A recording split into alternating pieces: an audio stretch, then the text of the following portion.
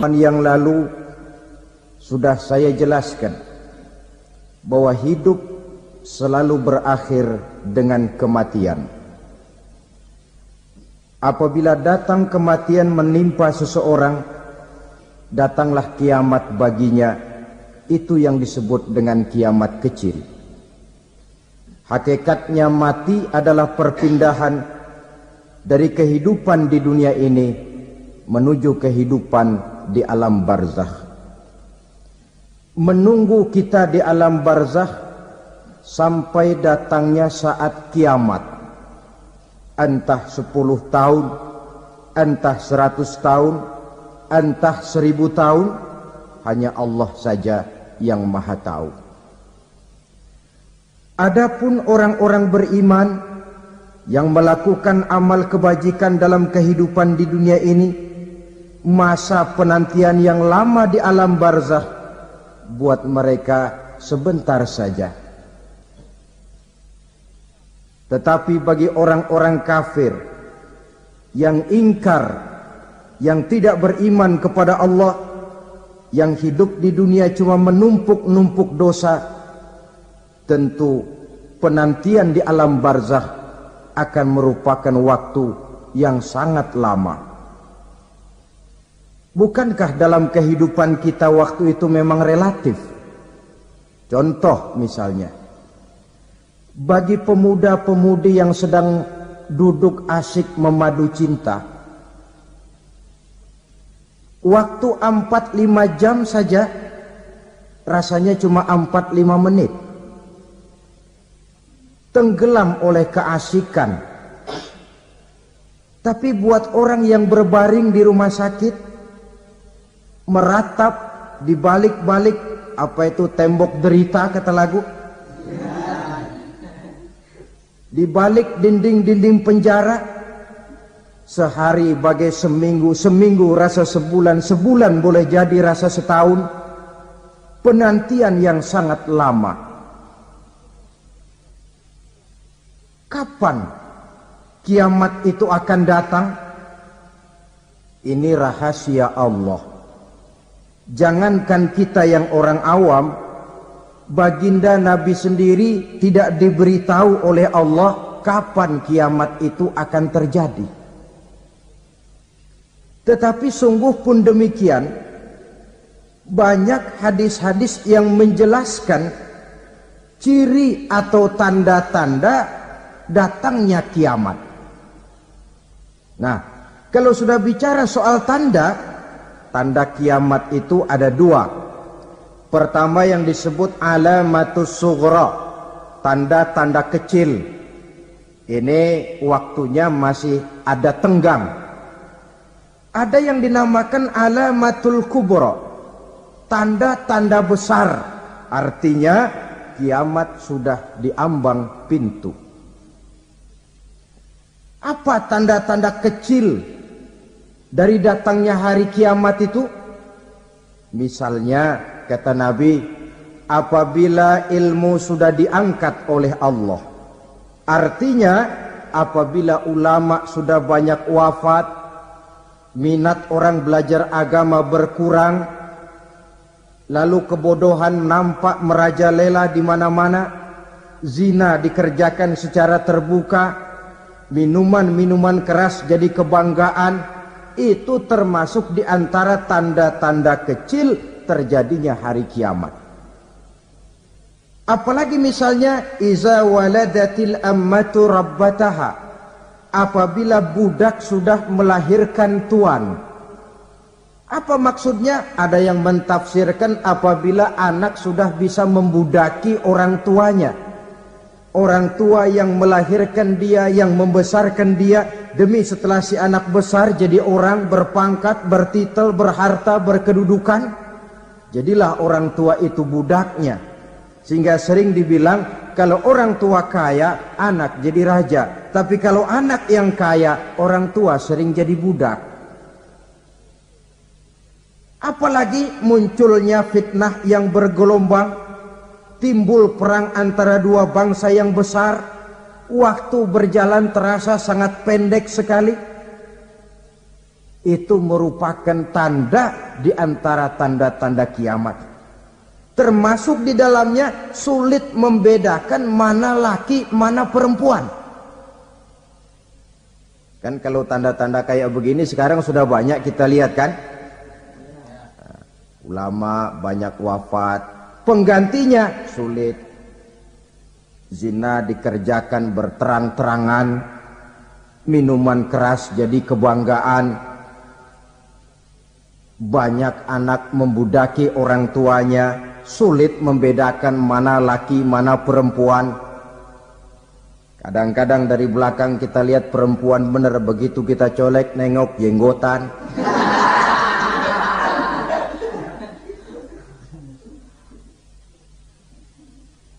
Ini termasuk tanda-tanda kecil, masih ada tenggang sampai akan terjadinya kiamat itu. Nah, yang dimaksud dengan tanda-tanda besar, ini tanda besar artinya kiamat sudah di ambang pintu. Pertama, matahari terbit dari sebelah barat. Apabila matahari sudah terbit dari arah sebelah barat, tertutuplah sudah pintu taubat. Bersabda Nabi kita, la taqumus sa'atu hatta tatlu'a syamsu min maghribiha. Tidak akan datang hari kiamat sampai matahari terbit dari arah sebelah barat.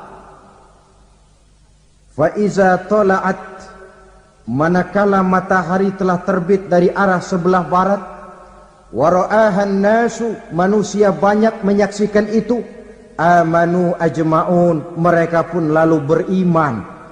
Yang tadinya kafir, yang tadinya ingkar, yang tadinya membangkang, setelah melihat matahari terbit dari sebelah barat, buru-buru beriman, berlomba-lomba mengucap 2 kalimat syahadat. Tapi apa yang terjadi? Kata Nabi, wadzalika hina la yanfa'u nafsan imanuha lam takun amanat min qabl. Hari itu adalah hari yang iman sudah tidak berguna lagi bagi seseorang apabila sebelumnya memang dia tidak pernah beriman. Au kasabat fi imaniha khaira, atau beriman tetapi tidak pernah melakukan kebajikan di dalam keimanannya itu. Hari yang sudah kasib, hari yang sudah terlambat, beriman tidak akan ada gunanya lagi. Ini pelajaran buat kita. Sebelum sang surya terbit dari sebelah barat, sebelum nafas sampai di tenggorokan, artinya pintu taubat masih terbuka. Kalau 2 hal itu sudah terwujud, nafas sudah sampai di kerongkongan atau matahari sudah terbit dari arah sebelah barat, tertutuplah sudah pintu taubat. Tak ada lagi gunanya pangkat, jabatan, harta, bahkan beriman pun dalam suasana macam itu. Too late, kata orang Kulon. Sudah terlambat. Matahari terbit dari arah sebelah barat. Itu tanda besar, artinya kiamat sudah di ambang pintu. Lalu apalagi tanda besar? Munculnya Dajjal.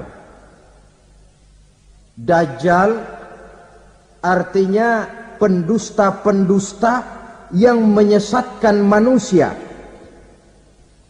Ada 2 macam Dajjal, saudara. Ada Dajjal kecil. Ini Dajjal kelas teri.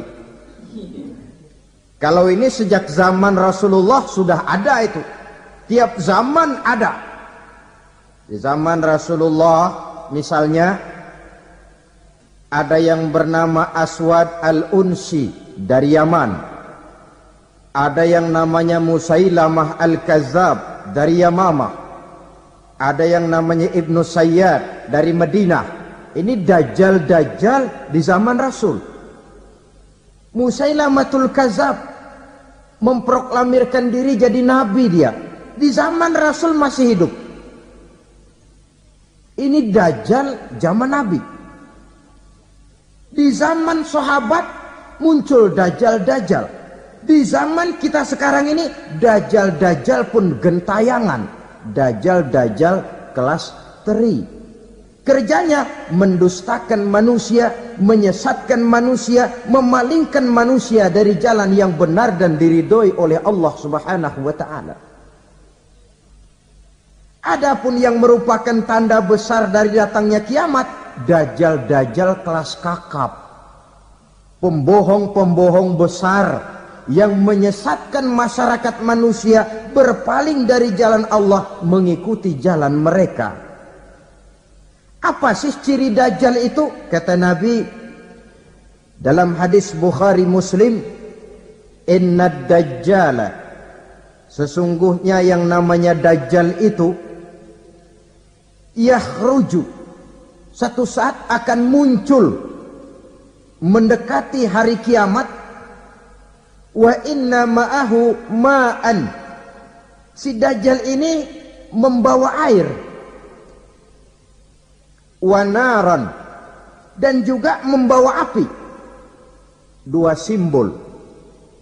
Di tangan yang satu dia bawa air, di tangan yang satu dia bawa api. Wa ammal ladzi yarahu an-nasu ma'an fanarun, adapun yang orang banyak lihat air, hakikatnya adalah api. Yang dilihat api, hakikatnya adalah air. Oleh sebab itu, kalau api yang ditawarkan, ambillah air. Kalau air yang ditawarkan, pilihlah api. Maksudnya apa ini? Ini bahasa simbol, saudara-saudara. Dajjal bicaranya seolah-olah untuk kepentingan manusia. Menawarkan surga. Surga yang dia tawarkan, hakikatnya neraka. Hai manusia, kalau kau mau bahagia, jangan dekat-dekat dengan agama. Sholat itu tidak efektif dan efisien, tidak produktif dari segi ekonomi itu. Menghadiri majelis taklim cuma buang-buang waktu. Tahajud, tasbih, tahlil, baca Quran, apa itu? Pekerjaan mubazir saja. Hidup ini cuma sekali, masa yang cuma sekali, manfaatkan dengan sebaik-baiknya. Mumpung. Dibawanya sifat mumpung, tetapi dalam pengertian yang sangat negatif. Bicaranya seolah-olah untuk kepentingan manusia, tetapi sebenarnya menjerumuskan manusia. Menawarkan air, tapi sebenarnya api. Menawarkan api, tapi hakikatnya air. Buat apa kamu sholat? Buat apa kamu bayar zakat? Buat apa kamu puasa? Surga yang dicanangkan dajjal, hakikatnya neraka. Neraka yang digambarkan dajjal, pada dasarnya adalah surga. Jadi memutarbalikkan fakta itu kerjaan dajjal. Yang hak jadi batil, yang batil dibilang hak, yang benar jadi salah, yang salah malah jadi benar. Tuntunan disuruh jadi tontonan, tontonan malah menjadi tuntunan. Itu pekerjaan dajjal profesinya. Zamannya Nabi Adam, dajjalnya kan iblis. Betul? Betul. Apa sih rayuan iblis itu? Allah setelah menciptakan Nabi Adam kan bilang, Adam, kau dan istrimu Hawa tinggal di surga ini. Seluruh fasilitas yang ada di surga persilahkan kau nikmati. Satu yang tidak boleh, jangan coba-coba dekati pohon khuldi. Dekat saja jangan, apalagi sampai memetiknya. Datang dajjal yang namanya iblis ini. Adam, kamu tahu nggak kenapa tidak boleh makan buah khuldi? Ya nggak tahu, pokoknya saya dilarang. Bodoh kamu, Dam. Khuldun artinya kekal. Kalau kamu makan itu buah, kau akan kekal di surga buat selamanya. Allah tidak kepengen, maka dilarang kamu makan buah khuldi. Kalau kau ingin kekal di surga, Adam, makan saja. Saya bicara begini ini untuk kepentingan kamu, Adam. Ini kan ciri-ciri dajjal. Bicaranya sih seolah-olah untuk kepentingan Nabi Adam, hakikat sebenarnya menjerumuskan Nabi Adam supaya ingkar dan melanggar larangan dari Allah Subhanahu wa ta'ala. Jadi setelah muncul dajjal, timbul kekacauan-kekacauan di masyarakat. Banyak yang terpengaruh, terpedaya dan terpesona. Termasuk mereka yang memproklamirkan diri jadi nabi. mereka yang memproklamirkan diri jadi rasul di zaman sesudah Rasulullah wafat, itu adalah dajjal-dajjal. Maka saya ingatkan, kalau di zaman kita sekarang ini ada orang ngaku jadi nabi, ada orang ngaku jadi rasul, biar bahasa Arabnya kental,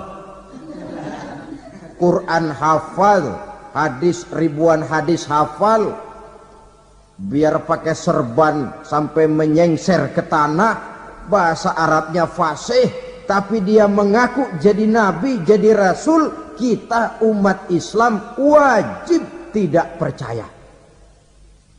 Wajib untuk tidak percaya. Itulah dajjal-dajjal zaman kita sekarang ini. Tidak mustahil mereka datang mempengaruhi orang-orang awam supaya berpaling dari Rasulullah, mengikuti mereka. Nah, di akhir zaman nanti, mendekati hari kiamat, dajjal ini muncul, dajjal kelas kakap, menyesatkan masyarakat manusia untuk berpaling dari Islam, mengikuti seruan mereka. Apalagi di antara datangnya kiamat itu, tanda yang besar itu, turunnya Nabiullah Isa al-Masih, putra Maryam. Menurut berbagai hadis yang sahih, Nabi Isa al-Masih nanti akan turun lagi, tidak membawa risalah yang baru, tapi meluruskan risalah Islam ini yang telah banyak ditinggalkan oleh masyarakat. Bahkan ada hadis menjelaskan beliau akan membunuh Nabi, mematahkan kayu-kayu salib, lalu melaksanakan haji dan umrah mengikuti syariat Nabi Muhammad, bukan membawa agama baru. Menjadi semacam mujaddid, reformer, menyelamatkan manusia dari bisikan dajjal. Bahkan ada riwayat yang menjelaskan bahwa Nabi Isa berhasil mengalahkan dajjal, mengembalikan masyarakat manusia kembali kepada ajaran Islam yang datang dari Allah, dibawa oleh Rasulullah sallallahu alaihi wasallam.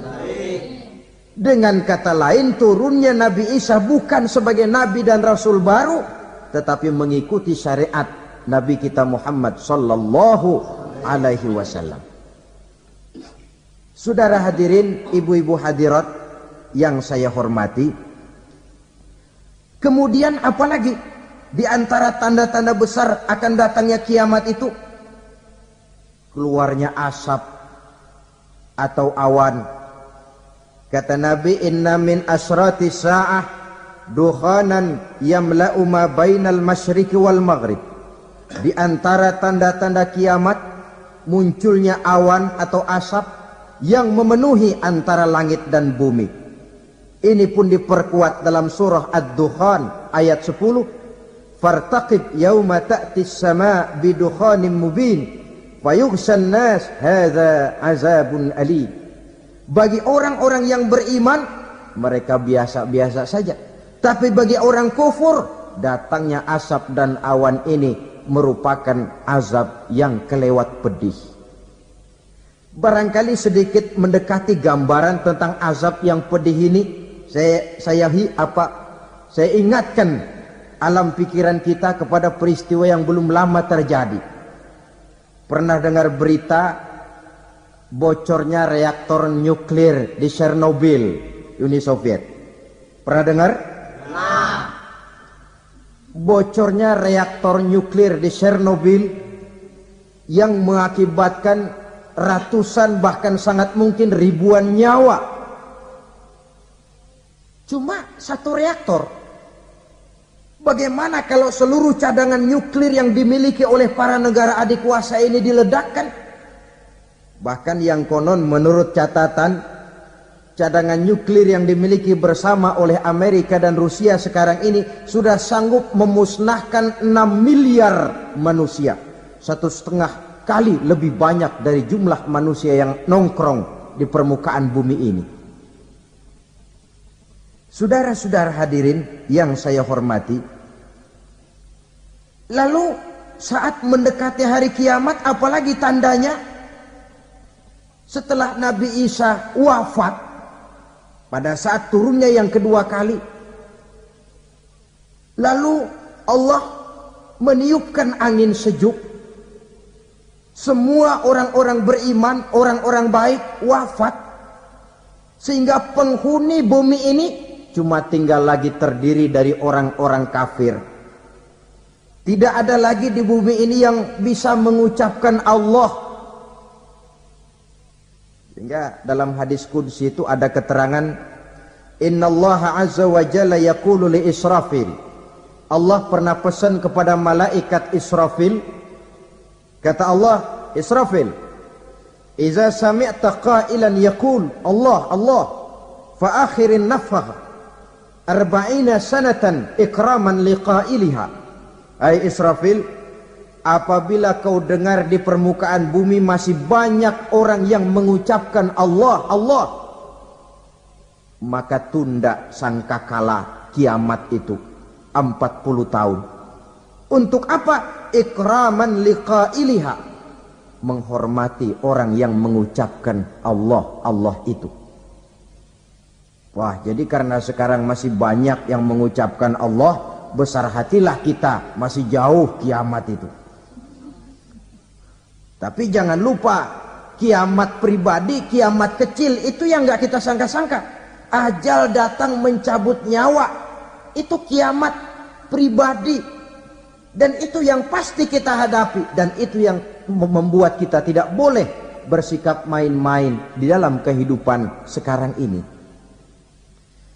Saudara hadirin yang saya hormati, tidak ada lagi orang-orang muslim. Seluruh penduduk dunia ini kafir. Lalu terciptalah struktur sosial yang berlandaskan prinsip hidup semau gue. Bakal terjadilah prinsip di mana yang kaya menyantap yang miskin, yang kuat menindas yang lemah.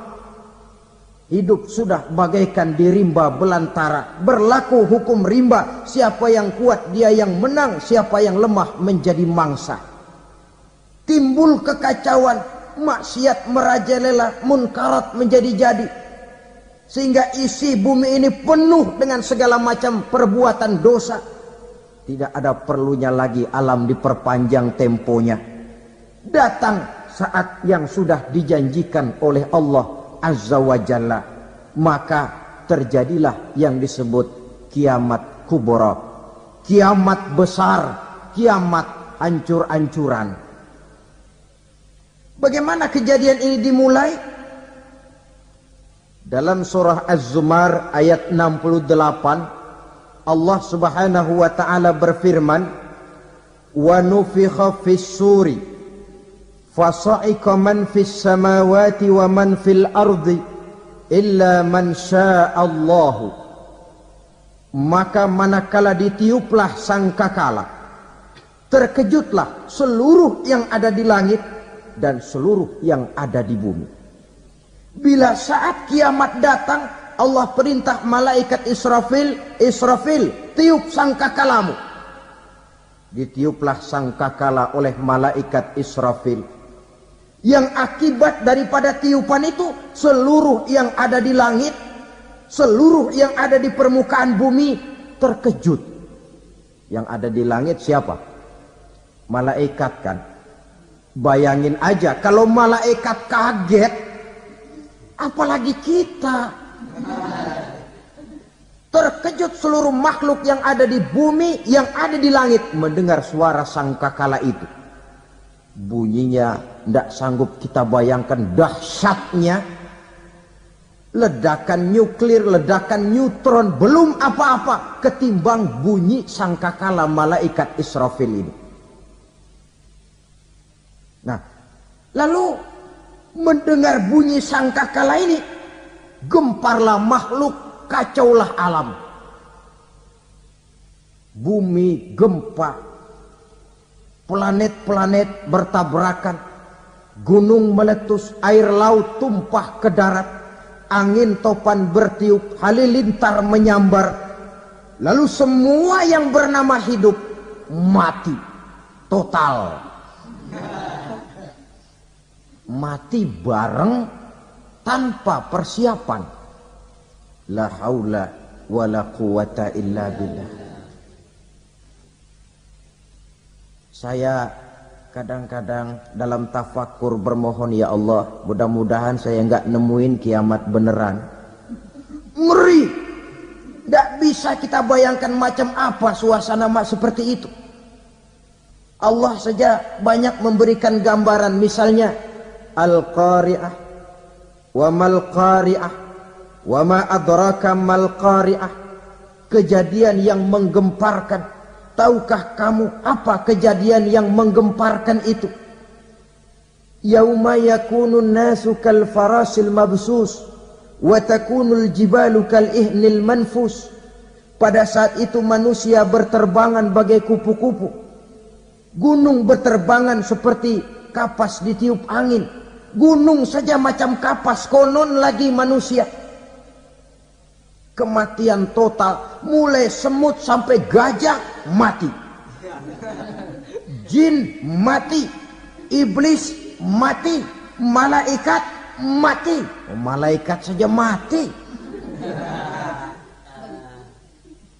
Saudara hadirin yang saya hormati, kematian total yang tanpa persiapan. Orang bilang, Pak, kalau mati bareng begitu yang repot malaikat maut dong ya. Cabut sana, cabut sini. Itu kalau menurut logika kita. Mestinya begitu menurut logika. Tapi logika juga yang bilang nggak perlu serepot itu. Sebab untuk mematikan listrik di wilayah DKI, di wilayah Jakarta, nggak perlu tiap rumah didatengin matiin ya lama. Cukup dari kantor pusatnya saja PLN tekan satu tombol, gelaplah seluruh Jakarta. Saudara hadirin yang saya hormati, kematian total. Lalu setelah kematian total, planet-planet juga mati, dalam arti tidak bergerak dan beredar. Angin mati, dalam arti tidak bertiup. Air mati, dalam arti tidak ada riak gelombang. Pokoknya semua mati. Kullu nafsin za'iqatul maut. Semua yang bernafas mati. Dalam ayat lain, kullu man 'alaiha fan. Semua yang ada di permukaan bumi fana. Yang kekal cuma Allah Subhanahu wa ta'ala. Yang paling belakang mati, malaikat maut dan malaikat Israfil. Tapi mati juga sesuai dengan janji Allah. Menurut hadis Bukhari Muslim dari Abi Hurairah, masa tenggang waktu antara kematian total pada tiupan sangkakala pertama dengan proses kebangkitan pada tiupan sangkakala kedua 40 lamanya. Tidak dijelaskan oleh Abi Hurairah 40 jam, apa 40 hari, apa 40 tahun. Hadis-hadis cuma menyebutkan 40 saja. Sunyi alam, yang tinggal cuma Allah saja lagi. Ketika itu Allah berseru-seru, katanya, limanil mulkul yauma. Siapa para penguasa hari ini? Mana itu raja-raja dan penguasa yang dulu mengaku jadi Tuhan? Fir'aun. Mana Fir'aun sekarang? Yang dulu jadi raja, merasa berhasil, sombong, lalu tidak mau turun-turun dari kekuasaannya, sampai kepada puncak kekurang ajarannya mengangkat diri jadi Tuhan. Mana itu Fir'aun? Namrus. Mana sekarang Namrus? La ilaha illa ana. Ternyata tidak ada Tuhan lain selain daripada aku, kata Allah. Proses kemudian, saudara-saudara, turunlah hujan dari langit. 40 lamanya hujan itu. Tidak jelas juga 40 jam atau 40 hari. Setelah air turun membasahi, datanglah tiupan sangkakala yang kedua. Semua yang bernama mati bangkit dari kuburnya masing-masing.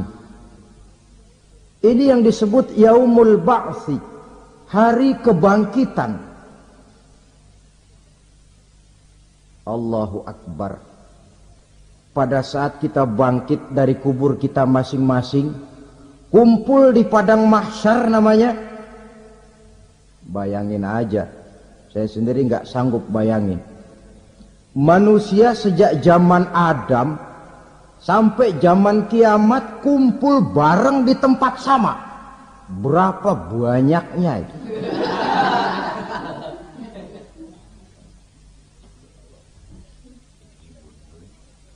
Dan yang luar biasa menurut satu riwayat, pada saat bangkit itu, Masya Allah, roman muka kita berubah,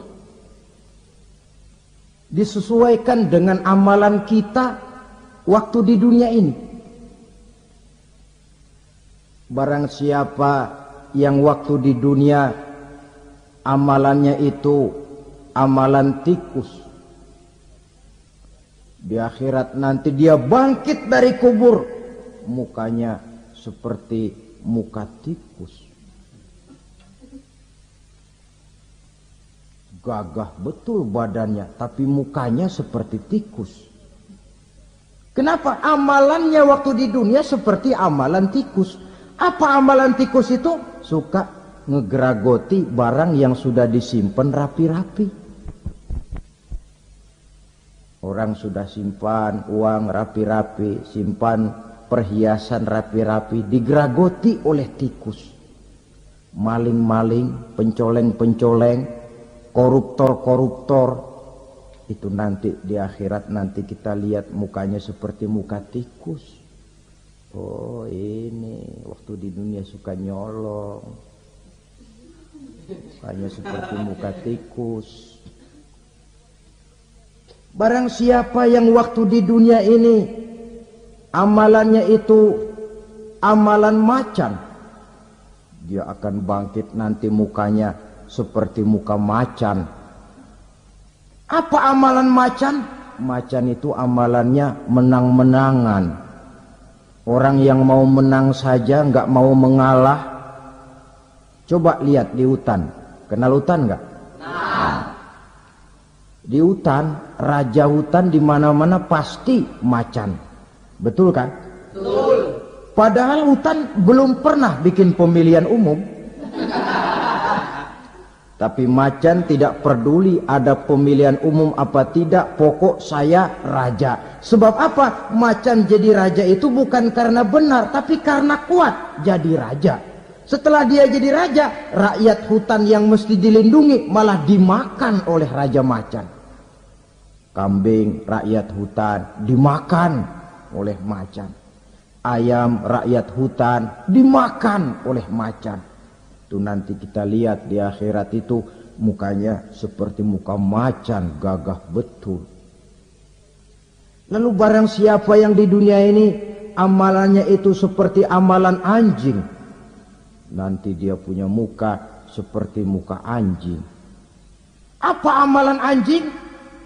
Pertama, anjing itu kalau disuruh jaga rumah, dia tidak bisa membedakan mana maling, mana tamu. Biar yang datang maling, kalau bawa tulang, anjing kalem. Yang kedua, anjing itu akan setia kepada siapa saja yang memberinya roti. Siapa yang memberinya roti, itulah majikannya. Apa kata majikannya pasti dia laksanakan. Soal benar atau salah dia tidak peduli. Setelah anjing dapat roti, dia tidak punya pilihan lain kecuali bilang, abdi mah kumaha juragan wae ayeuna mah.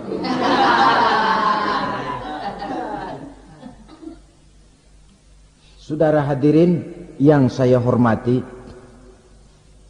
berkumpul di padang mahsyar, tiap orang sibuk dengan persoalannya masing-masing.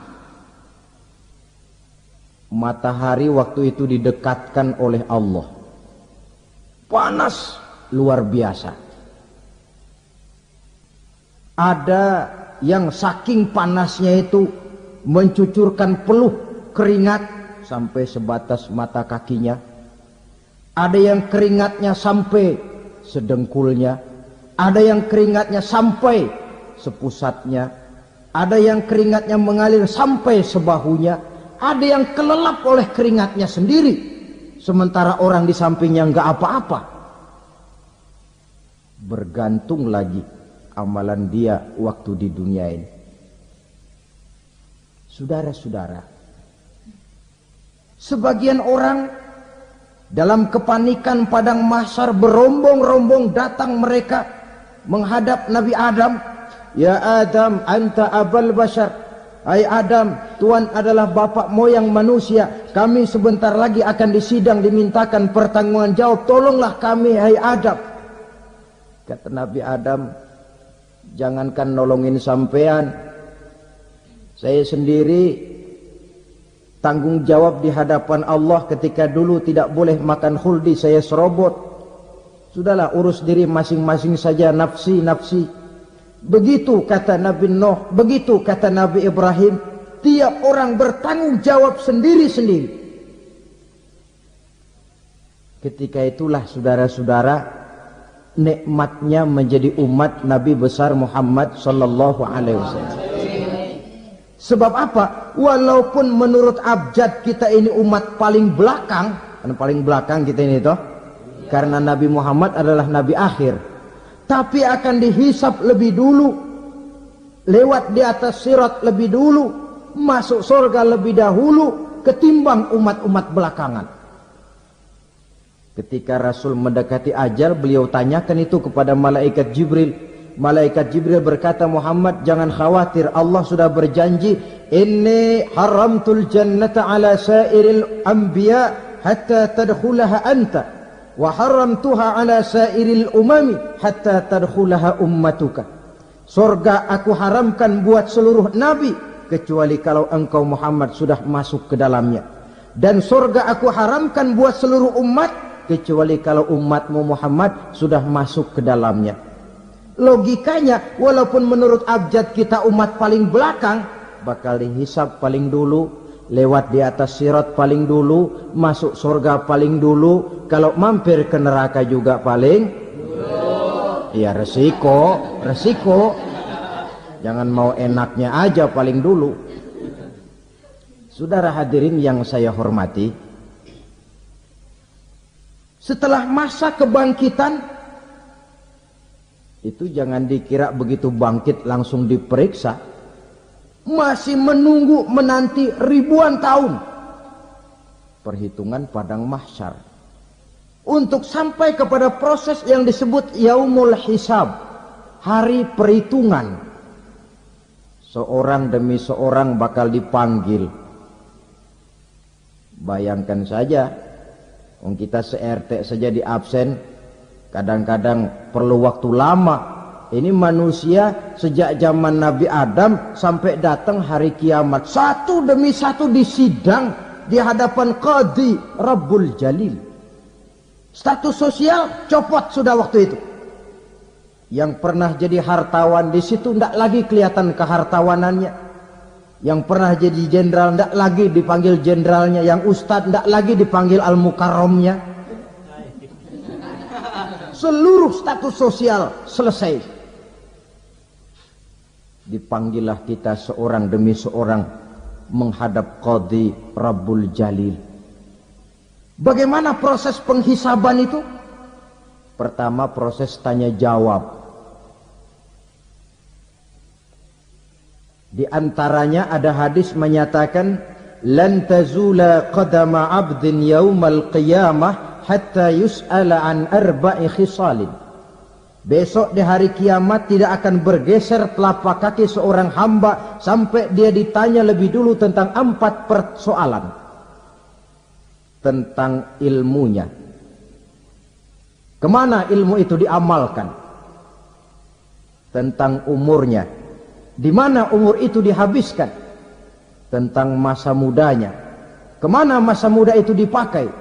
Tentang hartanya. Dari mana harta itu didapat dan kemana harta itu dibelanjakan. Ini termasuk proses tanya jawab. Jadi kalau istilah pengadilan dunia, nama Fulan bin Fulan. Kamu waktu di dunia diberikan umur panjang untuk apa? Pernah mengalami masa muda, kemana kau habiskan masa remajamu? Kau diamanahkan ilmu, dengan apa ilmumu kau amalkan? Kau diberikan harta, dari mana harta kau dapat, kemana kau belanjakan? Tak seorang pun yang bisa mungkir. Sebab apa? Dikala itu yang menjadi saksi bukan orang. Yang menjadi saksi adalah seluruh anggota badan kita. Tangan bicara, kaki jadi saksi terhadap seluruh amalan yang pernah kita kerjakan pada saat kehidupan di alam dunia ini. Selesai proses tanya jawab, lalu diperlihatkan buku catatan kita waktu hidup di dunia ini. Jangan lupa Allah itu menyiapkan 2 superkomputer kepada kita. Sebelah ditempelin sebelah kanan, yang sebelah tempelin di sebelah kiri. Komputer itu namanya Raqib dan Atid. 2 malaikat yang apabila baik kita lakukan, refleks saja akan menulis kebajikan kita. Jahat kita kerjakan akan tertulis. Catatan itu nanti diperlihatkan kepada kita. Waduh, alangkah malunya pada saat diperlihatkan catatan kita, buku rapot kita merah melulu. Barangkali diperiksa sambil diomelin, brengsek lo. Buku merah melulu begini, bagaimana waktu hidup di dunia? Tidak cukup diperlihatkan buku catatan kehidupan, rekaman kehidupan. Rekaman kehidupan kita secara utuh sejak terlahir sampai ajal datang merenggut nyawa. Barangkali mirip dengan video sekarang ini, di mana terekam dengan baik seluruh kegiatan kita sejak yang sekecil-kecilnya sampai kepada yang sebesar-besarnya. Untuk kemudian kita pun menerima balasan. In khairan fa khairun wa in syarran fa syarrun. Kalau baik ya baik balasannya, kalau jahat ya jahat juga balasannya. Catatan-catatan kita diberikan. Kalau banyak kebajikannya diberikan di tangan kanan dengan cara yang halus. Kalau banyak kejahatannya diberikan dari sebelah kiri atau dilempar dari belakang. Itulah sebabnya sejak di dunia ini kita sudah mohon kepada Allah. Ketika berwudu membasuh tangan kanan, apa kita bilang? Allahumma a'tini kitabi biyamini wa hasibni hisaban yasira. Ya Allah, berikan saya kitab di tangan kanan, dan kalau saya memang perlu dihisap, hisaplah saya yang seringan-ringannya. Tangan kiri berlindung kita kepada Allah. Jangan sampai diberikan kitab di tangan kiri atau dari arah sebelah belakang. Wa a'udzubika an tu'tiya kitabi bishimali aw min wara'i zuhri, dari arah sebelah belakang. Na'udzubillah min dzalik. Setelah selesai lewat proses penghisaban, lewat mizan, timbangan, maka yang sudah selesai dihisab itu bergeraklah menuju sirat, jembatan yang terbentang menuju surga melalui neraka. Saudara-saudara, panjangnya perjalanan sirat itu memakan waktu ratusan tahun. Tetapi orang yang lewat di atas sirat pun macam-macam, bergantung amalannya ketika di dunia ini. Ada yang lewat di atas sirat itu kal barqil khatib, seperti kilat yang menyambar, lep, sudah sampai dia di surga. Cepat bukan main. Ada yang lewat di atas sirat itu seperti orang lari-lari. Ada yang lewat di atas sirat itu seperti orang jalan biasa. Ada yang sambil merangkak, ada yang sambil ngesor, ada yang sambil gelayutan. Ada yang selamat sampai ke ujung ke surga, ada yang tergelincir jatuh masuk ke dalam neraka, bergantung amalannya dalam kehidupan di dunia sekarang ini. Tiap kita akan melewati yang namanya sirat ini. Saudara-saudara kaum muslimin yang saya hormati, dengan demikian mereka yang selamat melalui sirat sampai ke terminal akhir surga, mereka yang ketika dihisab ternyata banyak kejahatannya daripada kebaikannya, mereka singgah di dalam neraka. Nah, adapun orang-orang yang beriman menurut ayat Quran dan hadis Nabi itu nanti ada bermacam-macam. Ada orang beriman itu yang dimasukkan surga. Ada orang beriman itu yang dimasukkan ke dalam surga. Ada orang beriman itu yang disebut penduduk surga. Kenapa lain-lain, Pak? Karena waktu di dunia amalannya juga lain-lain. Ada orang beriman yang masuk surga. Ini paling murah tiketnya. Mau masuk surga? Kata Nabi begini, ma min abdin qala la ilaha illallah thumma mata ala dhalik illa dakhala al-jannah. Kalau seorang hamba sudah mengucap dua kalimat syahadat, dia yakin dengan kebenaran kalimat itu sampai matinya, orang itu akan masuk surga.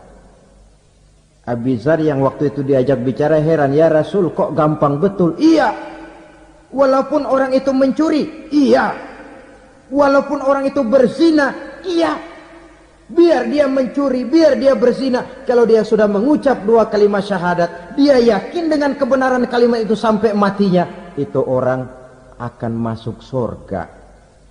Jadi masuk surga cukup dua kalimat syahadat, yakin sampai mati, masuk surga. Itu perkara masuk.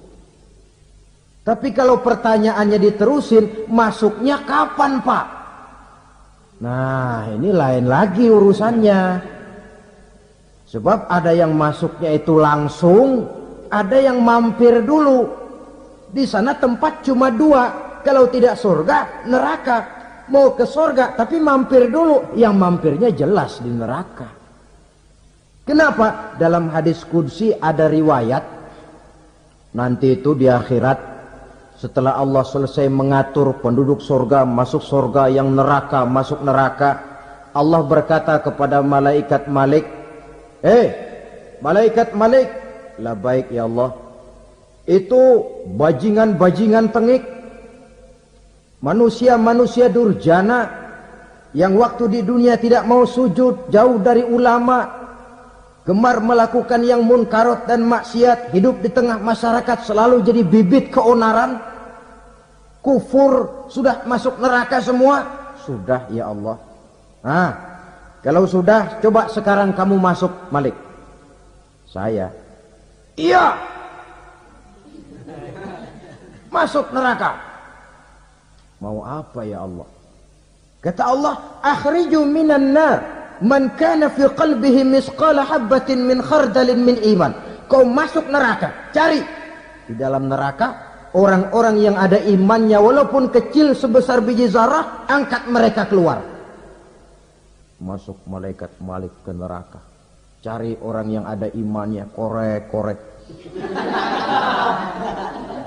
Ya repot, udah pada gosong. Yang ada imannya diangkat ke atas, yang ada imannya diangkat ke atas, lalu dimandikan di Nahrul Hayat, namanya sungai kehidupan di akhirat nanti. Cakep lagi rupanya, bersih lagi wajahnya, apel di hadapan Allah. Kata Allah, bagaimana mas? Kapok enggak sampean?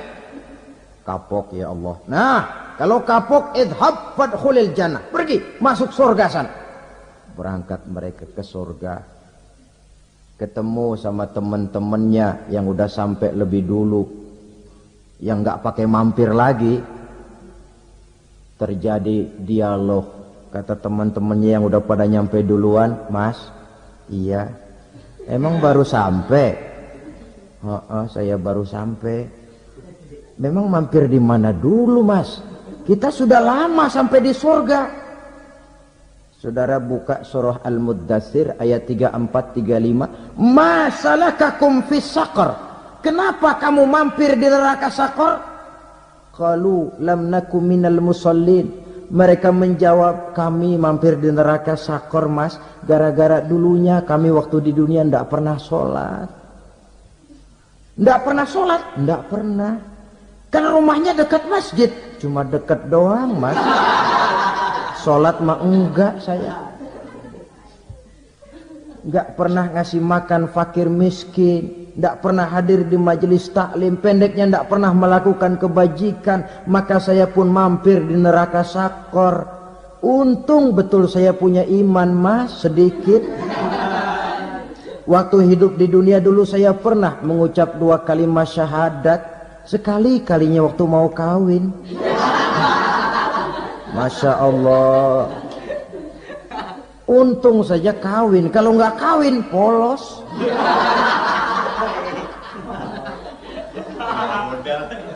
Itu juga pengulu sudah setengah mati ngajarin.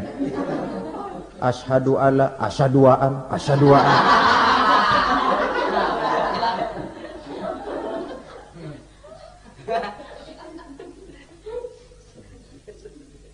Ini namanya masuk surga, ada mampir dulu. Ada pula orang mukmin itu yang dimasukkan surga. Namanya dimasukkan kan terima beres. Saya masuk ke rumah, jalan sendiri, cari tempat sendiri. Saya dimasukkan ke dalam rumah, terima beres, pokok ada di dalam, itu dimasukkan namanya. Nggak pakai mampir. Tapi tentu tiketnya lebih mahal ketimbang yang pertama tadi. Apa kata Allah? Innal ladzina amanu wa amilus salihat la ukaffiranna anhum sayyi'atihim wa la udkhilannahum jannah. Sesungguhnya orang-orang yang beriman kemudian beramal soleh, kami hapuskan segala dosa dan kesalahannya, kami masukkan mereka ke dalam surga. Lihat ayatnya. Allah yang memasukkan, kita yang dimasukkan. Tidak pakai transit, tidak usah mampir. Cuma tidak cukup syahadat, tidak cukup amanu, tapi diiringi dengan wa'amilus salih. Iman, amal. Tidak cukup syahadat, lalu dibuktikan dia sholat, dia zakat, puasa, lalu dia melakukan berbagai macam kebajikan. Ini yang menyebabkan dia tidak pakai mampir di tempat yang bernama Saqar. Lalu ada pula orang mukmin itu yang disebut penduduk sorga. Wah, ini sudah VIP ini. Ashabul jannah, penduduk sorga. Siapa mereka? Kata Allah, innal ladzina amanu summa istaqamu fala khaufun alaihim wala hum yahzanun ulaika ashabul jannah hum fiha khalidun. Sesungguhnya orang-orang yang beriman lalu istiqamah, tetap dalam melaksanakan perintah Allah, tidak goyah, tidak labil tapi stabil, istiqamah, mereka tidak takut dan tidak bersedih hati. Merekalah penduduk surga. Iman, istiqamah. Tidak punya duit, sembahyang. Banyak duit, sembahyang. Miskin, sembahyang. Kaya, tetap sembahyang. Istiqomah. Kadang orang kalau susah rajin ke masjid, banyak duitnya ngelihat masjid melengos. Itu